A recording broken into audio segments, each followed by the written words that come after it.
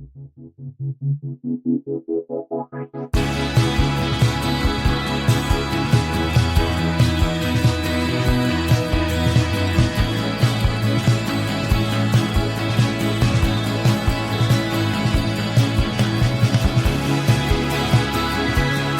to 100 Words or Less with Ray Harkins. Oh my goodness, Merry Christmas, everybody. Thank you for downloading and listening to this particular episode because, I know at the end of the year, people like to ramp down and maybe just like not even do anything. But I am committed to releasing episodes on a week-to-week basis for those of you that care about independent music, punk and hardcore and metal and indie rock, emo, whatever it is. I cover it, I care about it, and I know you care about it as well. So thank you for all of your support this year, especially our Best of 2024 episode. Every time I publish those, I'm just amazed. Like they're literally, 3 to 4 times more popular than like just the stereotypical interviews that I do, which is fine because, people love to talk about music and that is why we exist here. So I don't care how you interact with the show, as long as you're interacting with it in some way, shape or form. But I appreciate all of you, the listener. I'm pointing directly at you through the speakers. You should feel the love because I feel the love. So anyways, Merry Christmas, all that stuff. Today is a very cool episode, so don't skip it because I find both these conversations to be incredibly compelling. I recorded these live at the New England Metal and Hardcore Festival back in August, September? I can't remember exactly what it was. September, I think.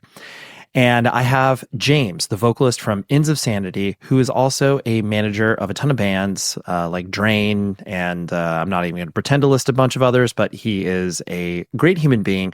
Him and I became friends over the internet many years ago, and I just admire his hustle, and I admire his honesty in regards to just like not only playing in a band, but then also managing bands. Like he's just a hardcore kid that has obviously turned his life into something, that supports other bands, and that's always a really cool thing. So James was up first. And then I have Kevin, the bassist from Sense the Flood.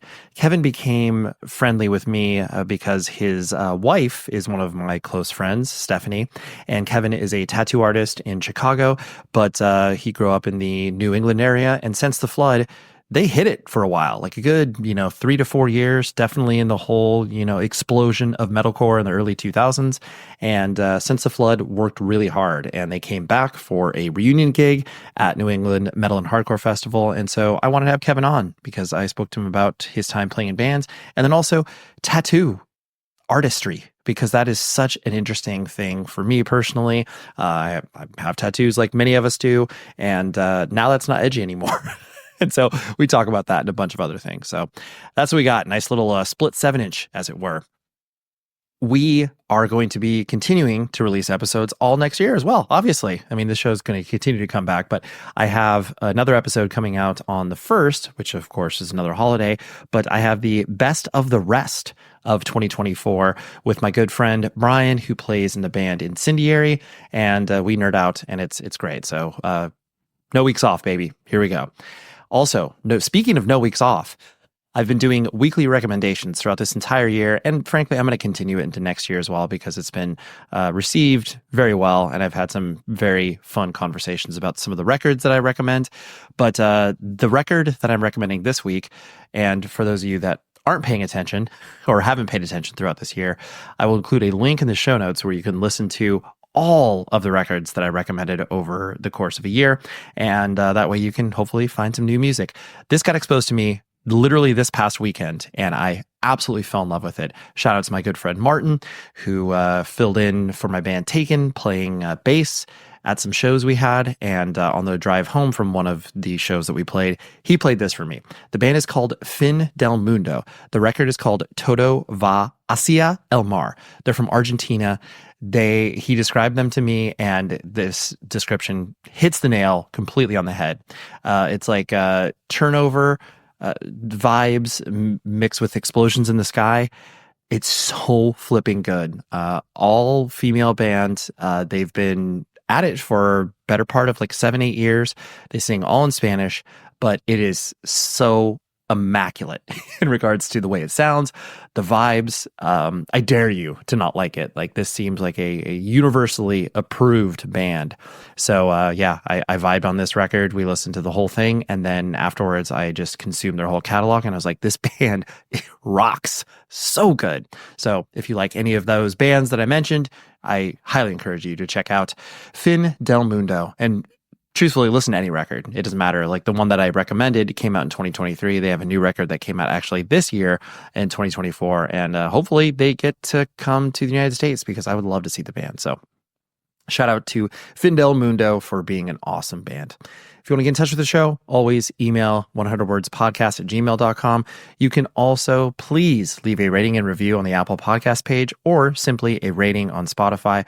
All of these things help out.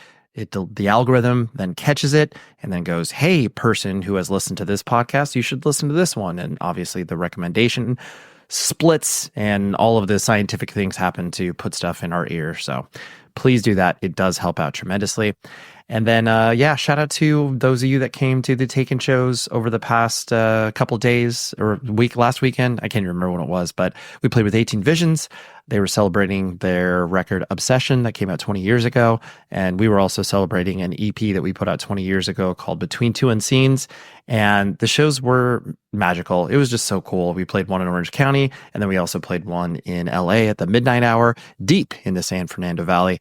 It was my first time there. Great store. Love the fact that they're doing shows there and supporting that community, broadly speaking, because, you know, there's really never been solid venues in that general area. So it was great to experience all that. And then for those of you that came up to me and said, yo, I listened to the podcast, thank you. Appreciate that. I don't care how you interact with me, even if you don't listen to or care about anything that I do. If you find some nugget of interestingness in whatever it is I'm putting out there, I do appreciate it. So anyways, let's talk to Kevin from Sense the Flood and James from Inns of Sanity. I'm going to flip that. James is going to go first, and then there'll be a little break in the action, and then Kevin's interview will come up next. So that's what we got. Merry Christmas, everybody, and I will see you in 2025.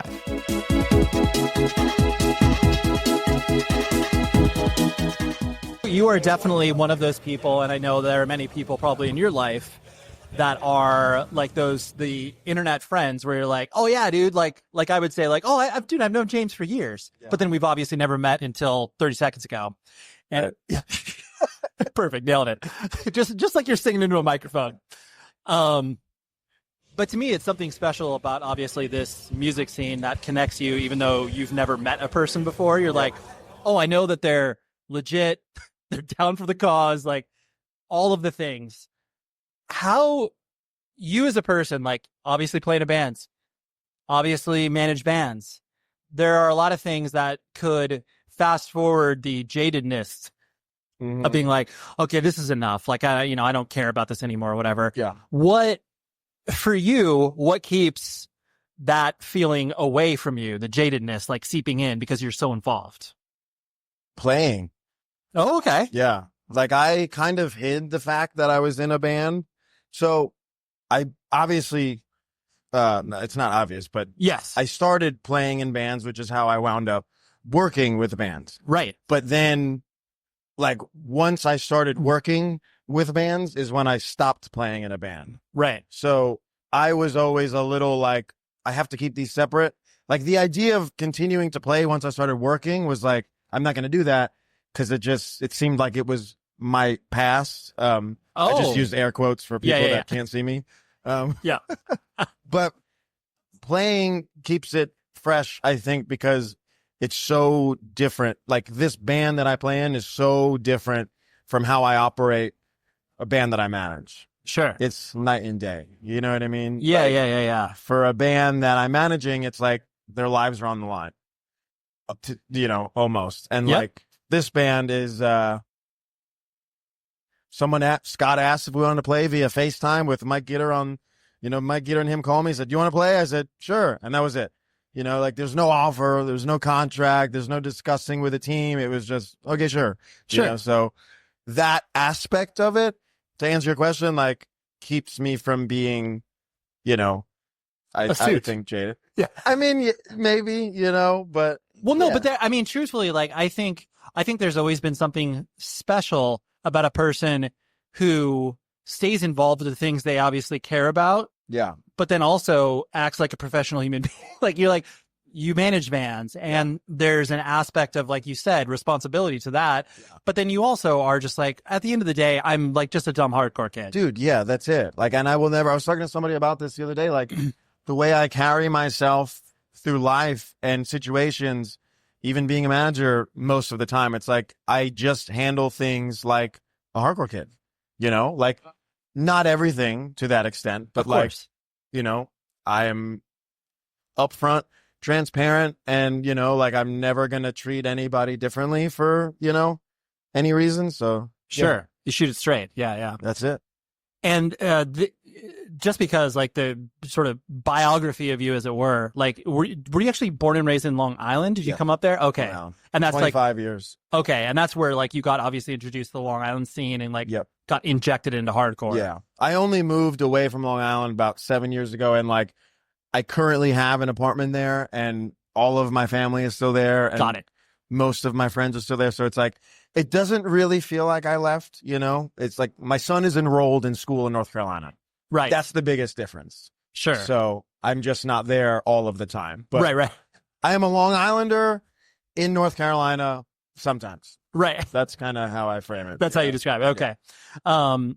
And to me, even though, like, I mean, like you're saying, like the connective tissue between North Carolina, like you've obviously embedded yourself in there in regards to going to shows, playing in bands and stuff like that. And North Carolina, I think, is always, I mean, for me in particular, has always had a special place. I mean, it's awesome with bands like, Magnitude, et cetera, et cetera. But then, Beloved, Advent, all like just, and then obviously like the more metalcore side of things between the Buried and Me, all that stuff. Yeah.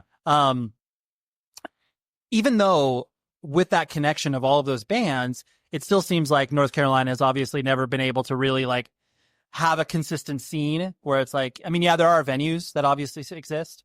Why do you think that North Carolina hasn't had that sort of stronghold that like maybe a Richmond would or what have you, where it's just like it, is it because of the size of some of the cities? Like, what would you attribute that to? It's the size of it's how spread out the scene is the answer.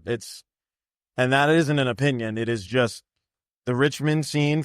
I'll bring that up because you use that example. Yep. You go to shows in Richmond. The North Carolina scene, you go to shows in Fayetteville. Then 2 hours away, you have Winston-Salem, which is where I live. Then an hour and a half from Winston, you have Chapel Hill.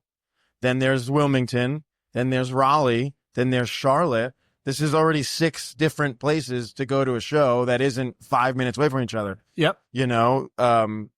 That's just naming a few. Then there's Asheville. There's fucking 10 on any given day. You know what I'm saying? So that's it's true.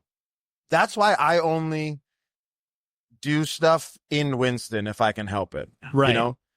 And it has definitely struggled since I've been there because of that. But, I kind of just tend to stay put. Like the band kind of reps Winston. Yep. And I do a fest that's in like the Winston, Greensboro area. So that's kind of why I keep it that way. And it's gotten better since. Of course. I mean, it's like if 1 month the show's in Wilmington, the next month the show's in Charlotte, it's hard. There's like micro scenes within the scene. My idea with, that yearly fest is like it all comes together one weekend, for the year. So. No, and honestly, I think it's like important to have stuff like that, to your point, to centralize it, to be able to then obviously inspire kids to start bands in their respective cities. Yeah. And then take it forward, hopefully from there. Right. Yeah. Mm-hmm.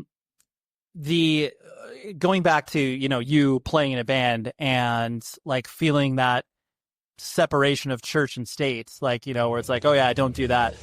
You were playing in bands in Long Island, right? Yes. Who did you play in? My first band was called Scourge. Okay. I was 15. We played like local Long Island shows. Sure. I think we played a few, like Incendiary had asked us to play Connecticut. That was like our first out-of-state show. Okay. So that was the first band. And then there was a band called Detriment.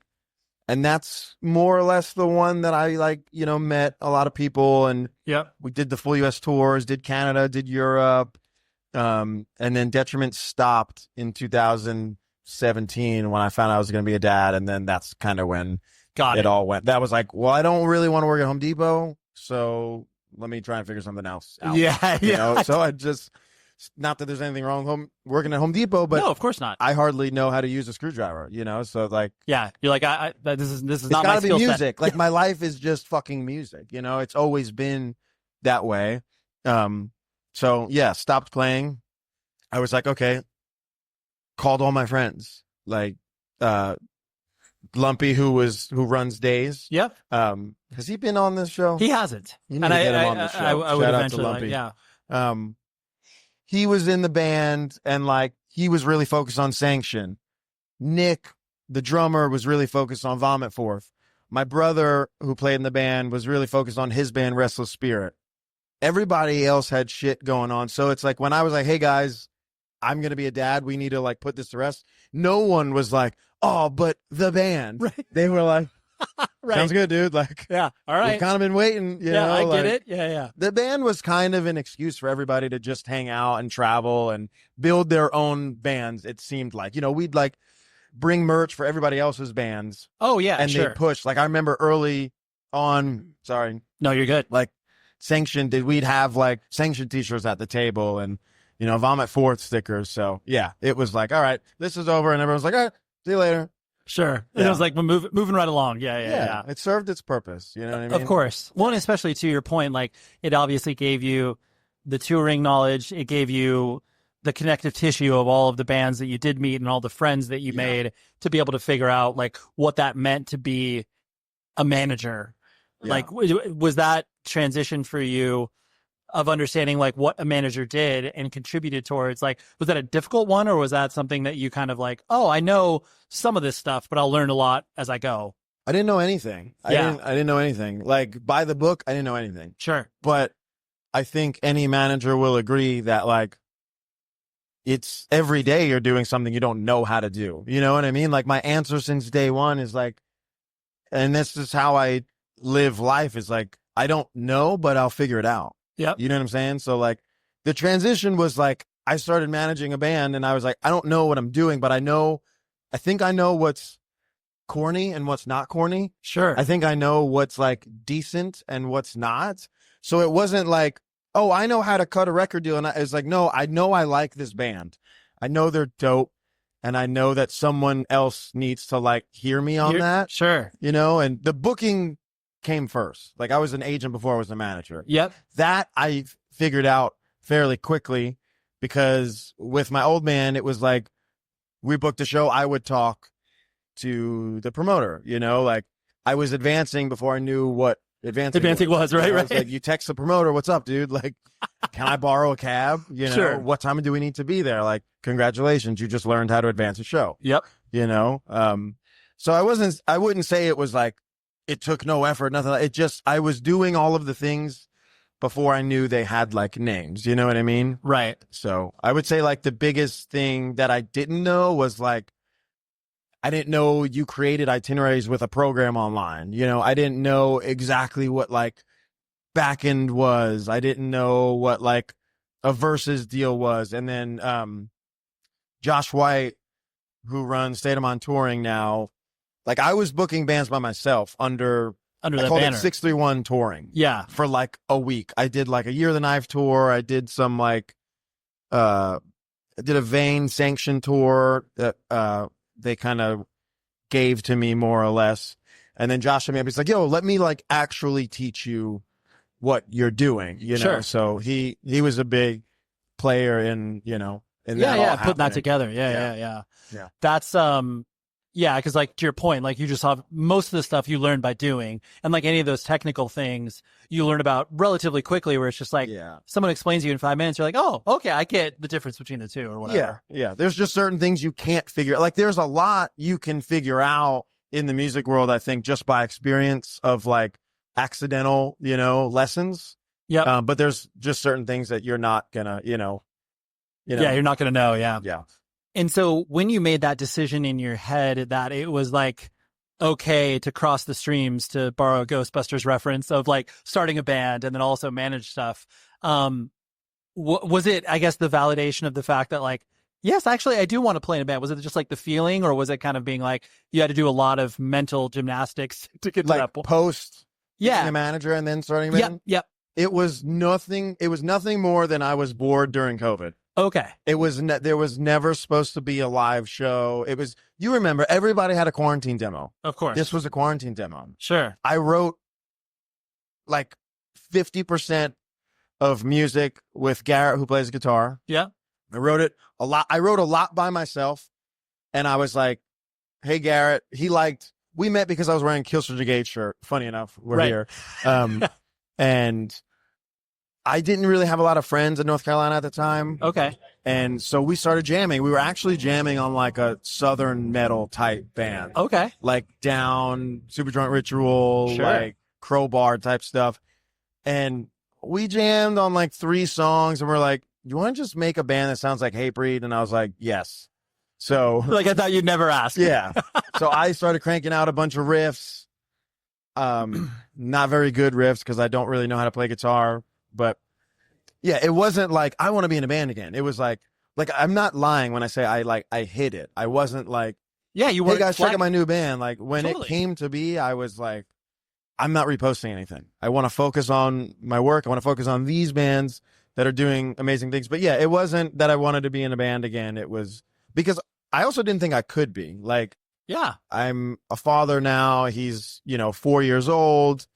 I'm constantly traveling to see bands that I work with. So it was just like I needed to create my own art because I'm always helping someone else with theirs. And that's fine. It's a great feeling to have a part in somebody else's artistic vision. But Sure. like I wanted one that I could control completely. And it was very cathartic for me because like my past bands, I was very young. I don't really think I took lyrics all that seriously and like a message. And so yeah, this felt like a culmination of like everything I've learned from the past bands and, everything else. So That's incredible. Yeah. And it's fun to be able to, like, usually it's the accidental things that end up being even more fun than the intentional. yeah. Because then it's like, oh yeah, like there's no stakes. Like, Well, dude, it has to be authentic and genuine. Like I can smell bullshit like a fucking mile away. Like if you're Sure.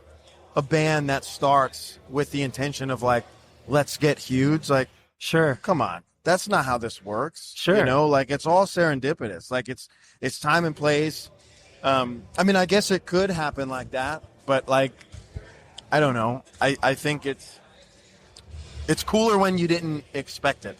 I'm not saying we are that band at all, but like, I would say maybe Pain of Truth. I won't speak for them, but Sure. like they're great friends of mine. And I know that when their band started, it was like all these other COVID bands was like, are they even going to play a show? Of course. When will they play a show? Totally. You know what I'm saying? Is this And, like, going to be a quote unquote thing? yeah. And it's like, then you start I have a job, but like people love this band, and then Right. those conversations start. So yeah. And then it starts rolling. That's cool. Yeah.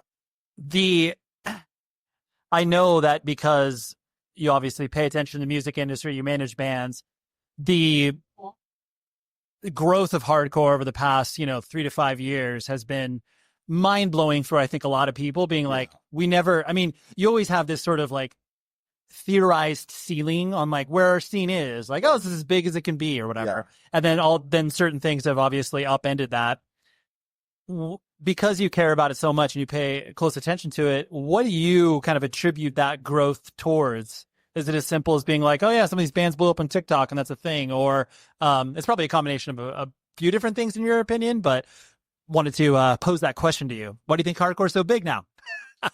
I mean, I think we're all trying to figure that out, but I mean, I think it is just more accessible. Yeah. You know what I mean? Like when I can only speak for the last like 17 years, 16, Sure. 17 years. Like, and when I got into hardcore, it was like my friend like knew about the secret club. You know what I mean? And he was like, there's this band Ruiner or this band Have Heart or this band This Is Hell. And, well, I should back up a little bit. Sure. A substitute teacher of mine played bass in This Is Hell. So we were all like, Right. why is our teacher on fucking MTV? And it was like, we're going to go see Mr. Moore's band. He's playing a VFW Hall, whatever the fuck that is, Right. on off of Middle Country Road in Center H.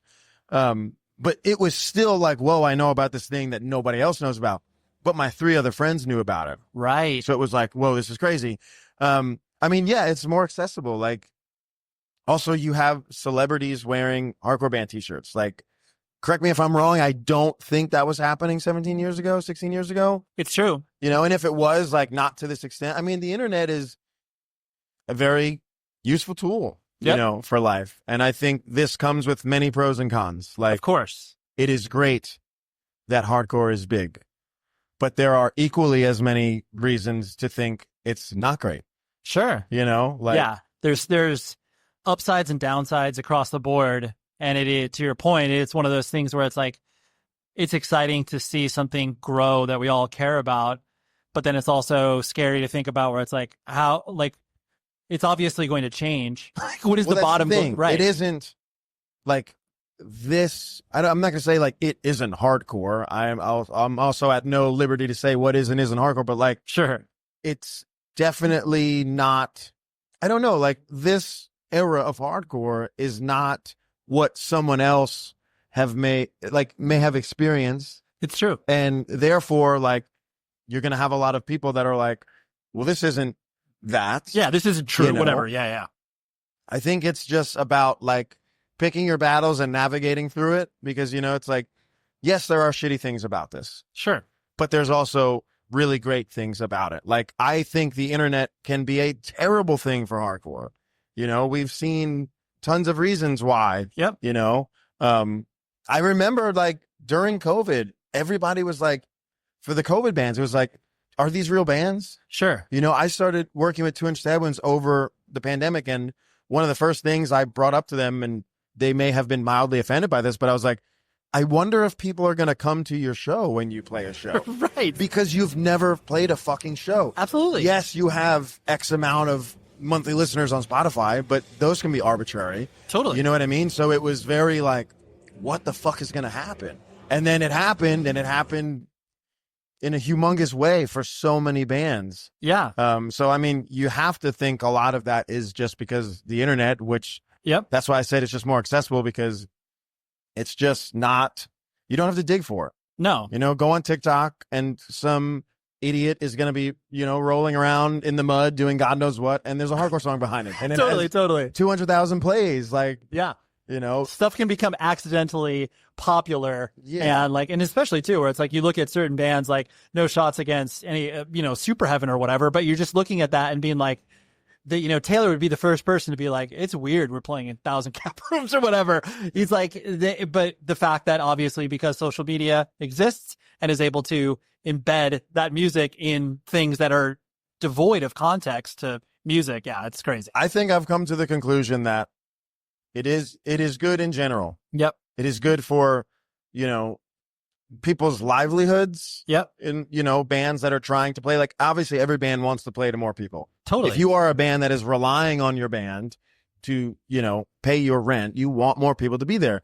So the big, I feel like, division is, it's great for bands trying to make it.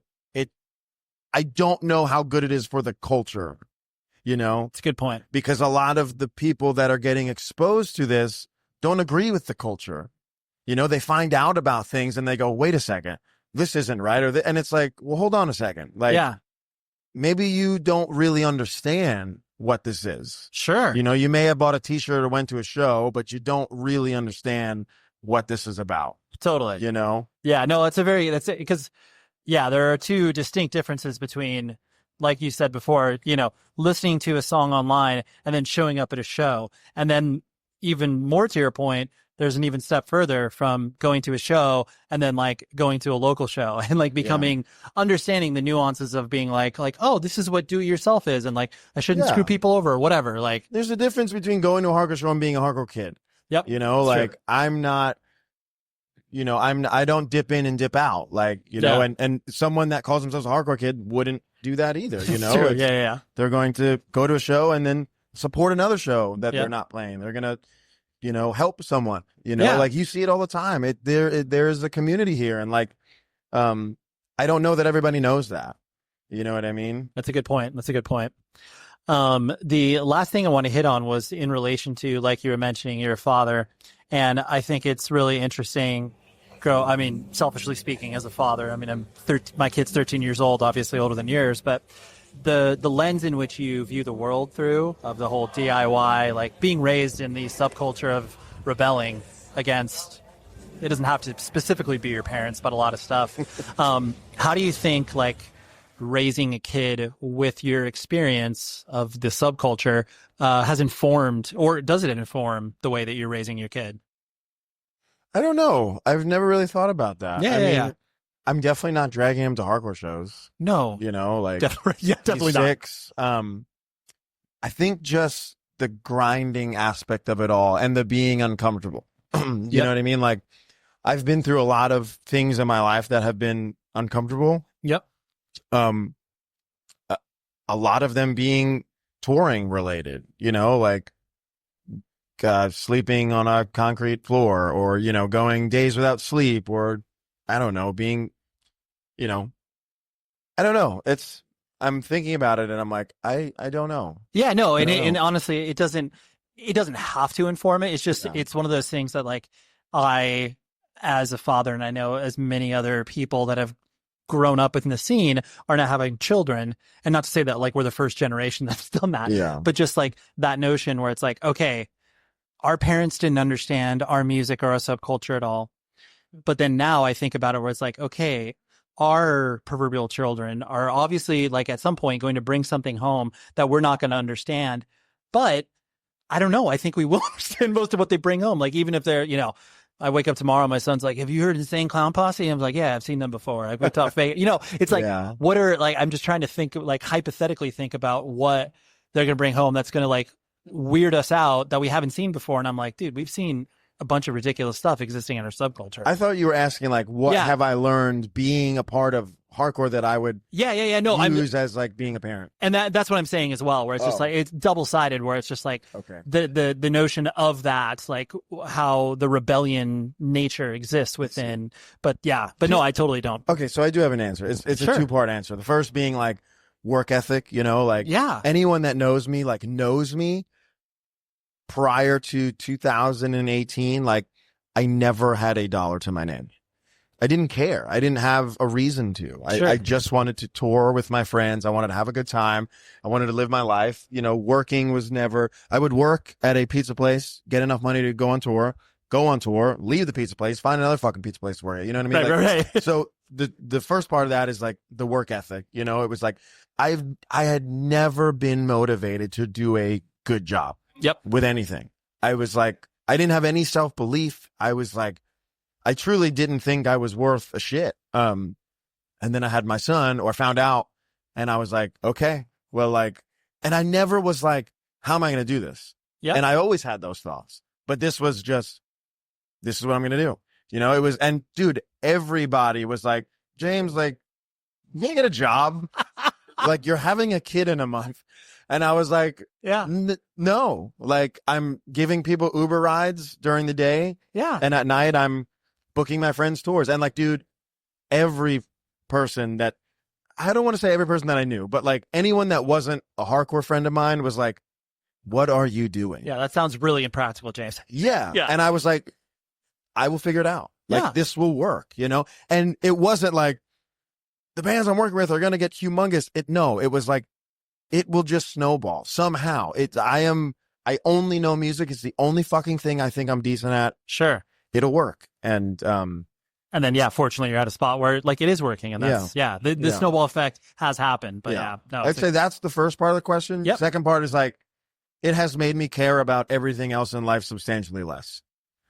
You know, I don't care about anything except my son. Like, when it really comes down to it, of course, I don't care about anything. Cards, when the cards are on the table, it's just like, there's a reason I exist, and it is obviously outside of my body. I live my life in a way, like, you know, people only remember the things that you did in life. You know, and, like, I still definitely want to be a good friend. I want to be a good family member. I want to be a good manager or whatever, but, like, I have to be a good dad. First and foremost. So, like, it definitely puts it's like, it puts everything into perspective. Where it's like, you're mad about this or whatever, you're upset about this. and then your kid is just wakes up grateful to see you, and you're like, hold on a second, that's all I need. Yeah, You know like, what I mean? this is it. Yeah, this is the secret. That's it. That's the meaning of it all. It's true. It's true. You know? Well, thanks, Drain. Well, those are my other children. Exactly. Those are your different children, and you wake up for a different reason for that. Yeah. I don't mean to sound like I literally don't care about anything. You get what I'm saying. I joke. Yes. like, But yeah, those are two. When you zoom out, Exactly. nothing else matters. Totally. Nothing, Totally. you No. know? Yeah. I mean, maybe rainbow cookies. Yeah. Those also Those are pretty good. are pretty important, but Polar seltzer for me. That's a big. okay. Big I'm a fan Pellegrino guy. Pellegrino's great too. Pellegrino. Yeah. I mean, if you were gonna say Spindrift, then I was gonna like throw this microphone down. No, I do drink it. Okay. But it's not like I'm not obsessed with it. Okay. Good. Yeah. Good. Then But I truly wish that, like, whether it's a child, a dog, like having a child, owning a dog, like, I don't know. I hope everyone gets to experience that. And it might be hardcore for somebody. Totally. It was for me. Yeah. And it still is to an extent, but obviously my child comes before hardcore. Yes, it does. So like, but I hope that everyone gets to feel that one thing in life. It's like nothing fucking else matters. Take everything else away from me. I got this, so I don't care. Yeah. That's it. Beautifully put. Well, James, crush it. Thank you very much, my friend. We're high-fiving, guys. Yeah, exactly. For everybody listening. I know gift giving time is over, but you know what? You got Christmas presents. You got Christmas money. You got stuff that's burning a hole in your pocket. And I want you to spend that money with evilgreed.net. If you listen to this show, I guarantee you will find awesome things that you are into, from a band selling merch, vinyl, sweatshirts, long sleeves, whatever it is, they got it. But they have a curated point of view. They are talking about artistic, heavy stuff, as it were. I don't care if you're into, like, extreme black metal, like, Spectral Wound or something like that, or death metal, 200 Stab Wounds, or if you're, a hardcore purist where you like, End It and Flat Spot Records. They got it all, but it is a very specific point of view. They're based in Berlin, Germany, but order from them because the shipping rates to us are very advantageous. And the dollar is weak, strong. I'm not an economist, but regardless, you do not pay very much money for shipping from Berlin, Germany. And it's an independently run business run by punk and hardcore kids. And I love to support that stuff. So go to evilgreed.net, use that Christmas or holiday money, and just, drop a bunch of stuff on there because you will not regret it. So evilgreed.net. There we go. That was James from Inns of Sanity, who are a great band, by the way. If you haven't listened to them, I highly recommend you checking them out. They just did For the Children out here in Southern California. I did not get to go, unfortunately. But they're gigging around, playing shows, playing festivals, and doing what they can with the limited amount of time that the band members have. But it's really cool to see James out there and playing in a band, and just being in a comfortable spot in his life. I love to hear that and see that, especially based on a conversation that we had just a few moments ago. And now let's talk to Kevin from Sense the Flood. We talk all about tattoos. We talk all about New England metalcore and the band coming up, and all of those aspects of what people paid attention to when it came to Sense the Flood. So here we go. Here's Kevin from Sense the Flood. In getting to know you through her, like, I knew you obviously played Sense the Flood. Obviously, I know about your tattoo work and everything like that. It was one of those things where I, like, when you guys announced that you were going to be doing New England and, putting out a video and re-releasing the old stuff, it was one of those things where I'm like, and you're not I literally partake in the same thing. Of course. Where it's like, this bands now have become easy, quote unquote, easy enough to do as a hobby. Absolutely. Where you're like, yes. Oh, instead of like going golfing on the weekends, we're going to go play Worcester. Absolutely. Yeah. The birth of technology, the ability to share music files and audio files. Record something on GarageBand, send it, email it, send it back. It's very easy. And that's writing new music. We're just doing the old stuff, Sure. We are hopefully working on new music, but right. It's a slow go. It is, especially when it's like there is a reason to do it, but there isn't that burning, like, oh, we got to get this out because we got this tour. Right. Yeah. There's no pressure, there's no label pressure. There's no management pressure. There's no tour pressure. We just do it and have fun doing it. Right. And Because that's all we want. We just want to have fun doing it. And that was the first question I was going to bring up, where it's like, because, I mean, at least from my outside perspective, the way that Sense of Flood, you know, like disbanded, it was more or less of just like a fizzling out, where it was basically, yeah. Yeah, you guys were tired, like just the normal things that happen. I mean, you know, unfortunately, it's the success of any band, and really any like small band like us, is you have to be at the right time at the right place with the right people and the right sound, and that almost happened. It was like happening, you know, we were grinding it out. This was also pre Spotify, YouTube, internet, all that stuff. So we were grinding out old school, just a young hardcore band, and it was happening. And then the industry took its bite out of us. Of course. And it just kind of fizzled out. Members kind of shifted and people quit. And right. And I think that the reason I bring that up like that is because usually when that happens, where it's not like this distinct, like, yeah, there could be lingering feelings or animosity or emotions or whatever, but it's like, because it fizzles out from a sort of outside influence perspective, that it makes it easier for you to dip back in, because it's not like you hate all of the individual members. I'm actually really happy you asked that. That is one of the biggest takeaways of doing this is I miss my friends. Right. I don't live in Massachusetts or New England anymore. I live in Chicago now. And I have great friends in Chicago. I have a new band in Chicago. Awesome. I just miss my friends that I spent years in a van with and lived with them. I mean, like, a couple of us shared apartments and spent so much time together, and we don't hate each other. We love each other very much. So the ability to take advantage of like this resurgence of hardcore and this world of music that is so, it's really thriving with Instagram and all these platforms. It's amazing. I just get to see my friends and I get to have a good time. Right. I can't wait to go home and just eat salad and drink water. It's been a long week. Totally. And I think that's where, especially bands of that level of what you're talking about that you experienced, where it's like that, whatever, mid-tier, where it's like you're able to tour, you're 2 out of 4 in a package or whatever, and like you've experienced enough to obviously say that you were in a touring band. Yeah. But then, quote unquote, small enough to be able to return, and then people being like, oh, not only did I never get to see you because I was a child when you first started playing, but then also being like, oh, like that feeling of nostalgia that obviously pulls at everybody. So it's like you're kind of serving two masters there. Absolutely. Yeah. I mean, the amount of fans that we had, like true fans that are, still here, but they're all our age. We're all mid-40s now,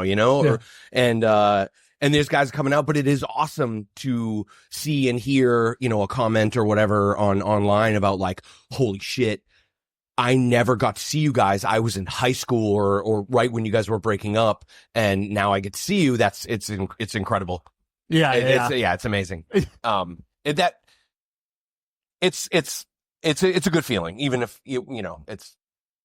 it's fleeting in regards to the idea that you're just like, this is, I mean, it's meaningful to me that you're saying this, but like this, I'm not basing my sole identity or purpose in life around this band. No. I mean, we were never big enough to do that, Sure. Right. But yeah, it was just always a fun time with our friends, and now we get to have a fun time with our friends again. Sure.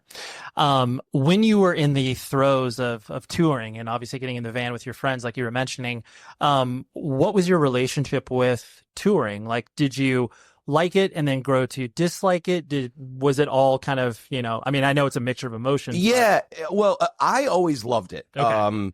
I was also, I mean, the thick of our touring years, I was 24 to 27-ish, so those like 3-4 years there, right in the heart of my 20s. Yep. I didn't care.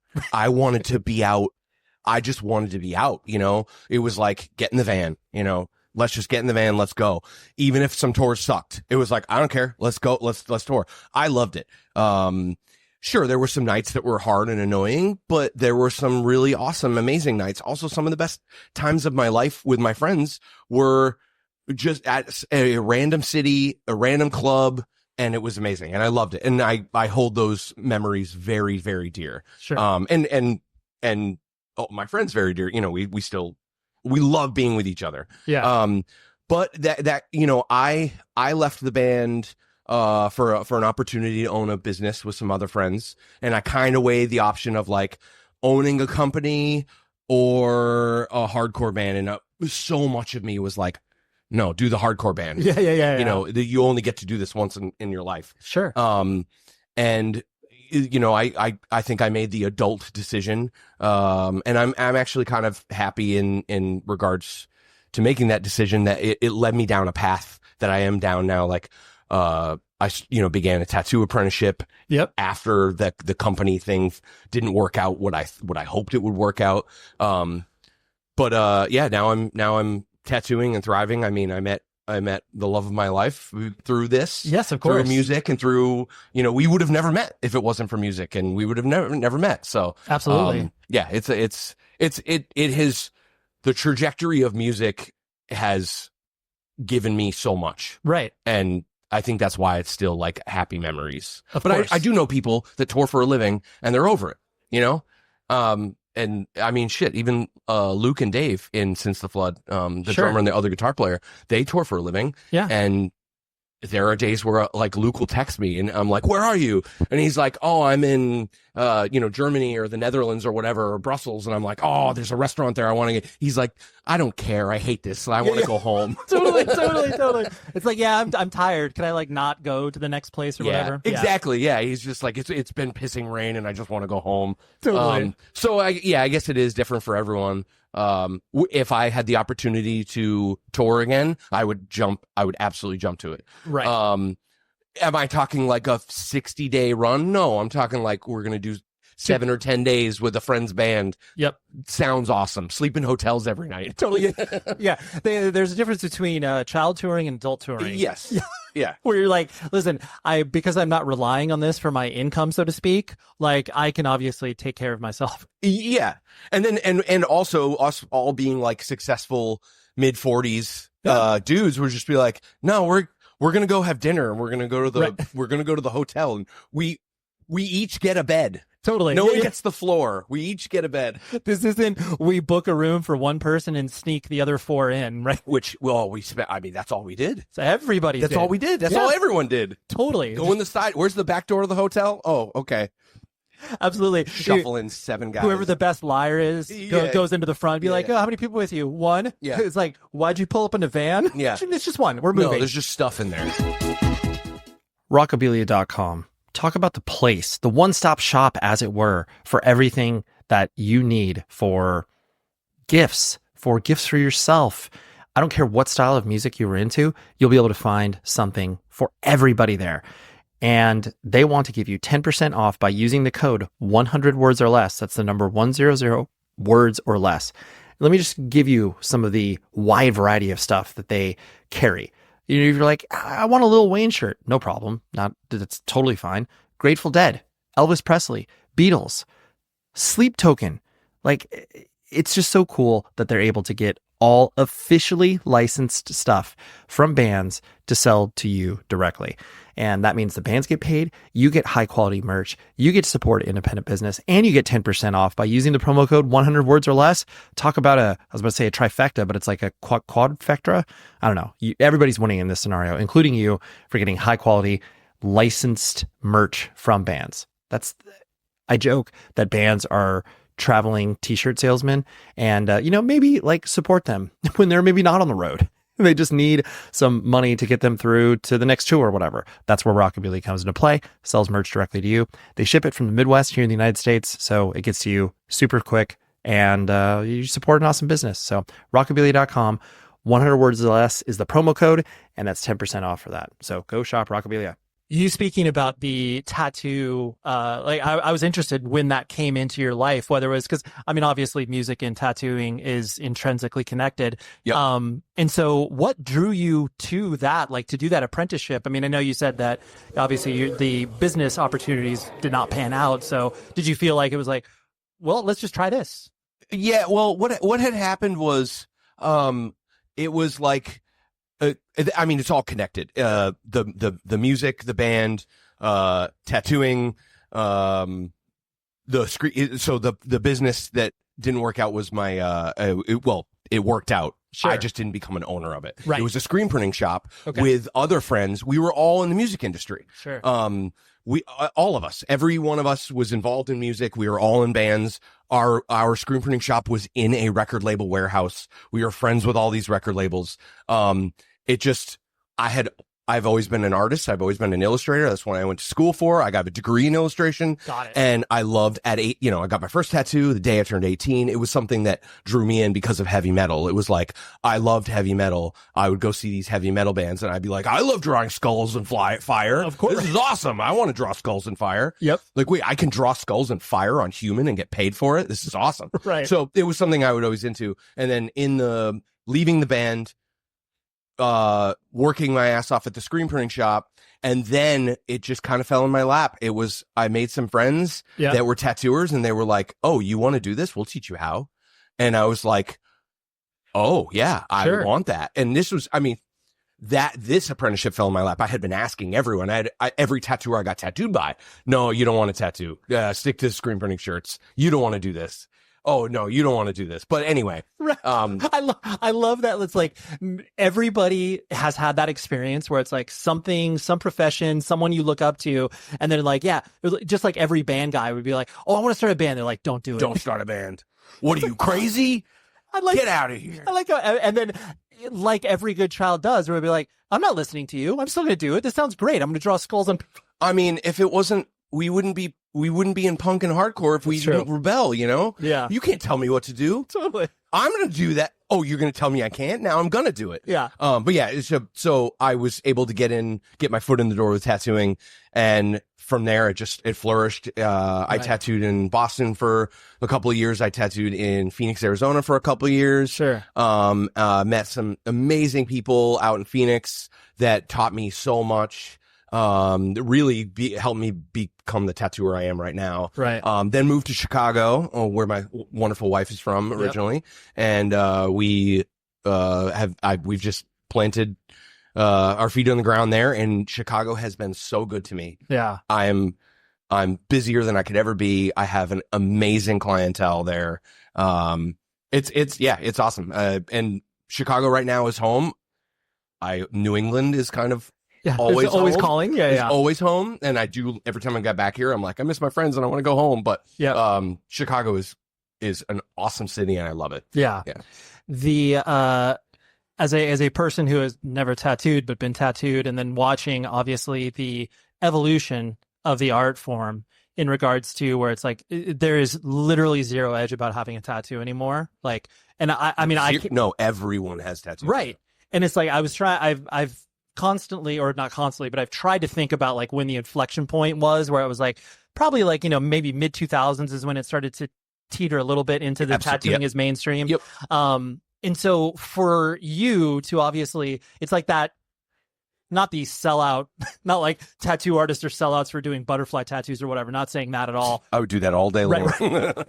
But just the notion of being like, trying to like, do you feel an obligation in some respects to be like, not give people an education when they're getting tattooed by you of like, this is where the art form has come? Because like clearly like that's not your sole job, but like, do you feel like a connection to being able to share the fact this is obviously an important art form? Oh, I mean, absolutely. I feel like I'm a rare tattooer. Yeah. A lot of the older tattooers, and I hate the term gatekeeping because it really is a craft that you work your ass off to get into, and you learn a lot of secrets from people older than you and people that let you in. The internet has changed that. And if somebody spends 20 years learning how to do the style of tattoos that they do, and some 18-year-old kid is like, I want to learn how to tattoo, how'd you do that, and they're reluctant to tell you anything, that's fine. I don't care. I will tell, I actually just literally one of my last appointments before I came here, I was tattooing a very young kid. He's probably 19 or 20. And he was just telling me about how his sister wants to become a tattooer. And he's like, yeah, I'm going to just buy her some stuff online and let her go to town on me. And I'm like, that's great. Do it. Sure. I don't care. Amazon, everything you could need to tattoo anyone is on Amazon. It'll be at your door the next day. Yeah.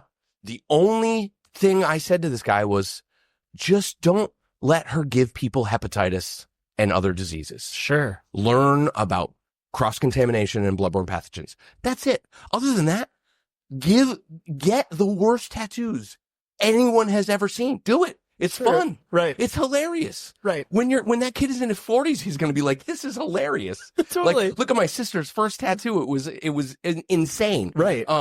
Just don't get hep C and Sure. don't give other people hep C. Right. That's the only thing I say. Yeah. I don't care. Look, YouTube, how to tattoo. There are literal instructional videos on all over the internet of how to do tattoos. There you go. Right. Have fun. Go to town. Yeah. It's funny because I didn't think about it in those terms of, like you said, everything, from repairing a toilet to learning how to do tattoo. Yeah. It's a craft. Right. It's on skill. YouTube. Totally. Oh yeah. Oh yeah. But it's all YouTube. skill. Right. It's all on YouTube. Yeah.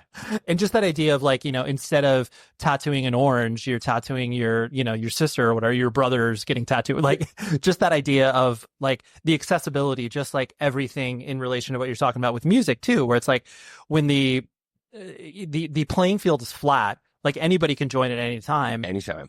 But then building to your point as well, where it's just like some of the context around it, where it's like, yeah, you need to, be safe. Like, Yeah, of course. right.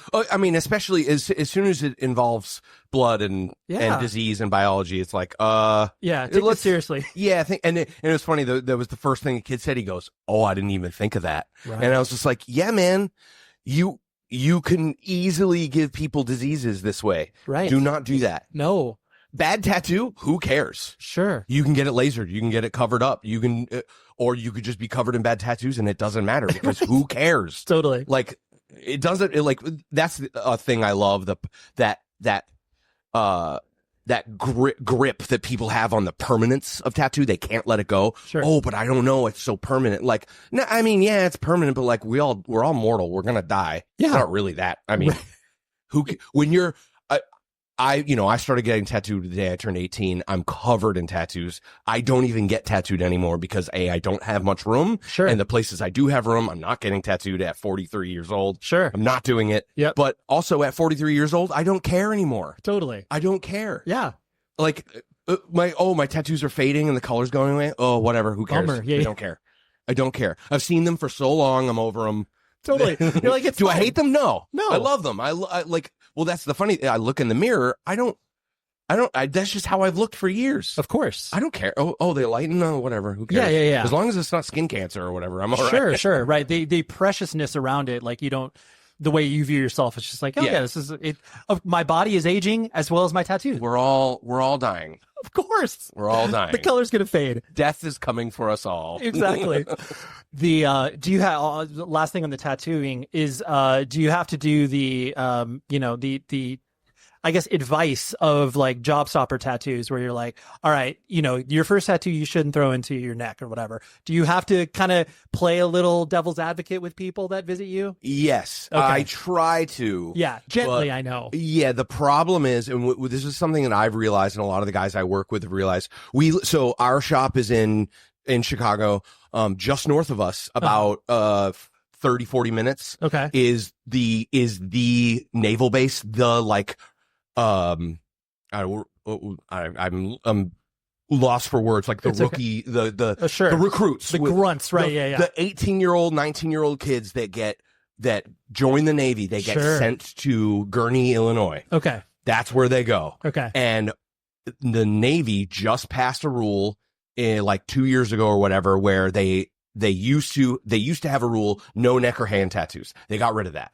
Oh, I didn't know that. Oh, wow. Navy, okay. So it's like free for all. Like, you can get as a naval officer or whatever, private, I'm not sure the ranks. Sure. You can get neck and hand tattoos, doesn't matter. Wow. So we all of a sudden had an influx of like 18 and 19-year-old kids coming in for their very first tattoos on their hands. All of them on their hands and neck. All of them. Wow. So they would come in and they'd be like, yo, what's up? I want the anchor and the rose right on the hand. And I'm like looking at their arms and I'm like, dude, get it. I'm like, yo, man, put it right here. And you're like, you don't want that on your forearm? Dude, how sick would it look on your forearm? Put that thing on your forearm. Like, look at this thing, like, right. And he's just like, no, I want it on my hand. And I'm like, all right, man, I get it. You're excited. You're 18. You're getting your first tattoo. You want to wear your hoodie and your cadet outfit and you want to have that tattoo showing. I get it. Get it on your arm, dude. Just get it on your arm. Nope. I want it on my hand. Wow. After, saying it a couple times, you're like, all right, if I send that kid away. Yep. And say, I'm not tattooing his hand, he's going to go to a different shop. I don't know what shop he's going to go to. Maybe he'll get a good tattoo. Maybe he won't. Maybe he'll get a horrible tattoo. Right. But if I say yes, I'm going to give him a really good tattoo on his hand. So when he is in his 40s, 50s, 60s, he can still look at that and go, sure, that was an idiot move. I shouldn't have got that on my hand first, but it still looks good. Right. Yeah. So that's like, That's the trade, like not even trade off, but that's the rationale. It's the rational thought of like, totally. Well, if I tell this kid no, he's going to be like, fuck them. Right. And then he's going to go get like I said, I don't know what he could get a piece of shit tattoo. Totally. But at least I'm going to give him a really good one. Yeah. He walked in the doors here. At the end of the day, tattooing is a service-based industry. Totally. So you are here. You are here to be sometimes a voice of reason, but the people don't have to listen to you. Yep. Right. My favorite is like, we've had a few of those guys that stick around for a while and they come back and get more tattoos and more tattoos. I would say like 8 out of 10 of those kids go, yeah, I probably shouldn't have got the hand done first.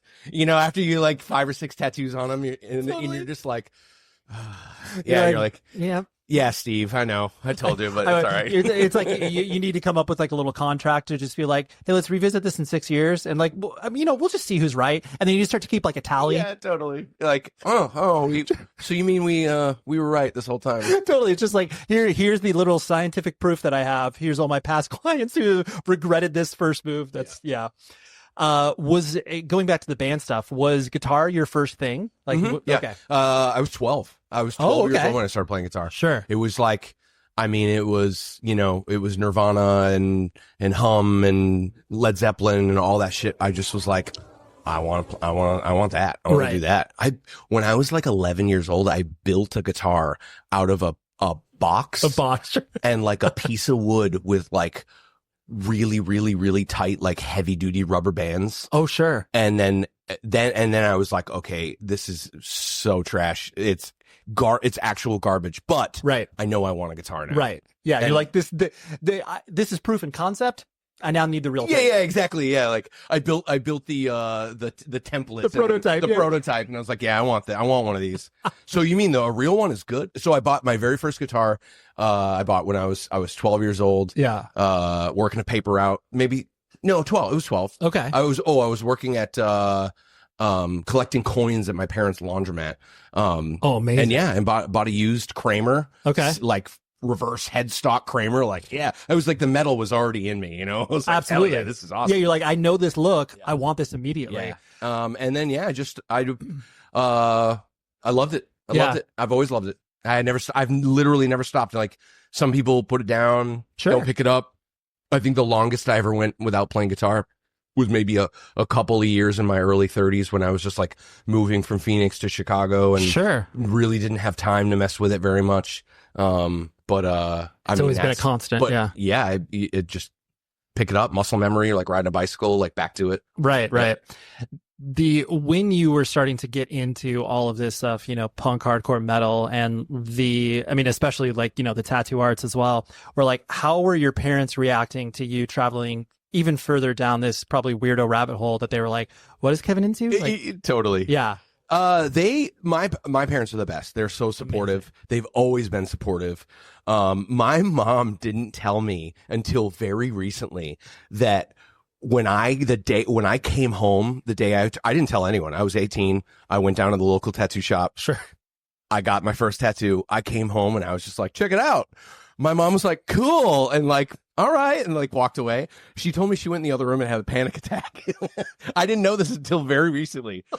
And then, but it's funny now because my parents just like now they just laugh and they smile and like, they're like, that's you. You do what you want. And but you flourish in it. You do what you want, but you make it happen. And you're not a shithead. You're not a bad person. You're not, I'm happy to see that generational idea is starting to change. Yep. And I'm really serious about starting to change. There are so many people out there that still see some like, oh, tattoos and heavy metal and t-shirts that with upside down crosses and skulls and, oh, they're horrible people. No, not at all. Yeah. And I'm happy that my parents have always realized that like, no, he's a good kid. He's right at the core, at whatever Kevin is displaying visually, we know him as an individual. Yes. The core component is good. Yep.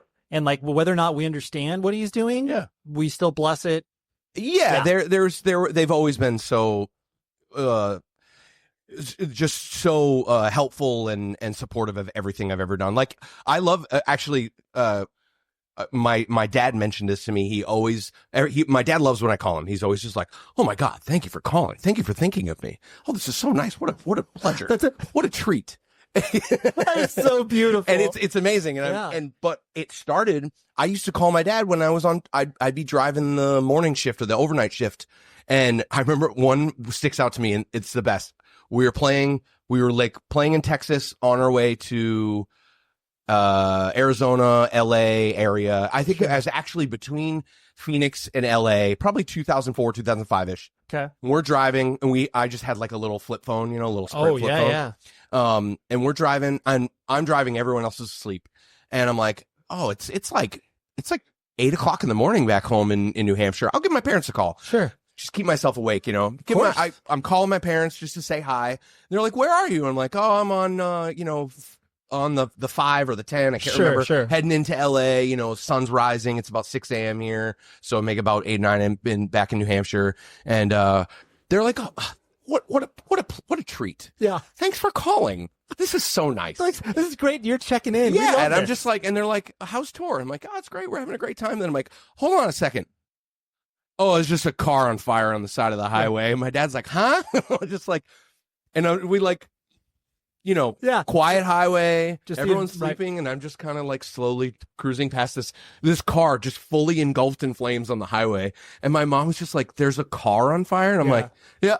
It's just casual, you can't really do much. She's like, well, anyway, past the car. But yeah, it's one of those, that's like probably the earliest memory I had of like checking in on my parents doing the weird things that they don't understand. Absolutely. Like you're playing guitar around the country and right. What? Yeah. The question I always loved was like, where are you staying? Yeah. And you're just like, I don't have a plan. Yeah. Like we'll figure it out.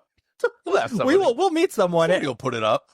And it still makes me laugh to this day because of that concept of where just like now strangers can rent cars from people, stay in their houses and stuff, where it's like that was such a foreign concept when we were doing it, but it felt so comfortable for us to be like, oh yeah, we'll just meet someone at a show and they'll take care of us. Yeah. I mean, from the, sure the Taken days, you show up and you go, you play your first 2 songs. Hey guys, thanks for coming out. We have merch upstairs. Also, can we sleep on anyone's floor tonight? Absolutely. And there's always the one guy in the back like, you stay with me. And sometimes it was awesome, and sometimes it was terrible. Totally. There were many times where, you leave the show and you follow this person back to their home, and you're like, I don't know what it's going to be.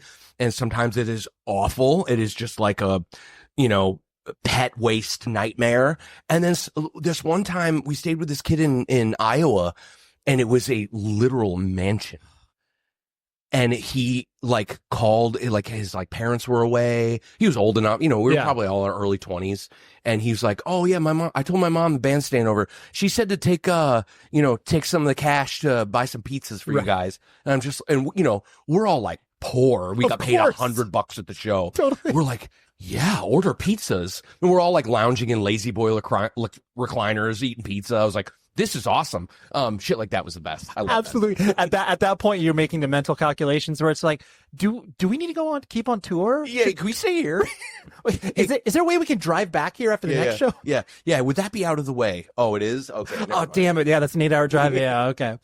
The last thing I want to hit on was the element of what you're talking about where it's just like being able to still be creative with friends, and obviously whether it's writing new material or even, playing your old songs. Like, I'm sure as you were, practicing planning, like, did it feel different to you as you were kind of going through these songs again and like experiencing it?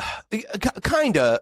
One of the things that kind of dawned on me, and I mentioned this to Stephanie the other night after one of our practices, was that like I've become a much better proficient guitar player, Right. even in the last like 5 or 6 years.